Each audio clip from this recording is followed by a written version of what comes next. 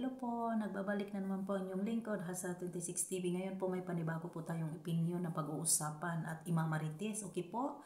Isang mapagpalang araw po sa ating mga OFW naway mag-ingat po tayong lahat kaysa sulok po tayo ng mundo. Ngayon po, ayan po, okay. Ngayon po, ano po ba talaga?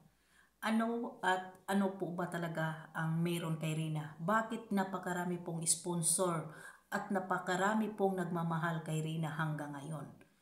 'Di ba? Mga ano na po tayo, magdadalawang taon na po ata tayong sumusuporta kay Rina. Ano po ba, bakit iba-iba po ang mga nagmamahal at napakadami pong mga sumusuporta kay Rina hanggang ngayon? Bakit po ba?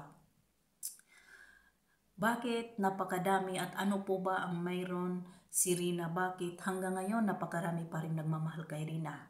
Dahil po sa totoong pagkatao niya, dahil po sa totoong kwento ng buhay niya, walang kaplastikan, walang halong gamitan sa kanyang pagkatao at wala pong kaplastikan at wala pong wala pong gamitan para po siya po ay hangaan at wala pong kaplastikan. Yan po ang hinangaan natin kay Rina.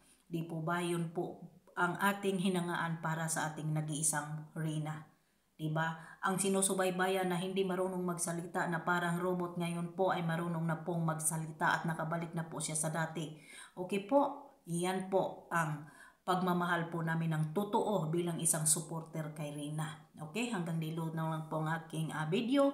Maraming salamat po. Don't forget po, kung bago pa lang po kayo sa aking channel, please po subscribe, like, and share Hasa26 TV. Okay po, don't forget po, suportahan po natin ang Team Kalingap mga palangga. Bye-bye, God bless and good luck sa ating lahat. Tuloy-tuloy lang po tayo sa pagsusuporta sa ating dalaga. Bye-bye!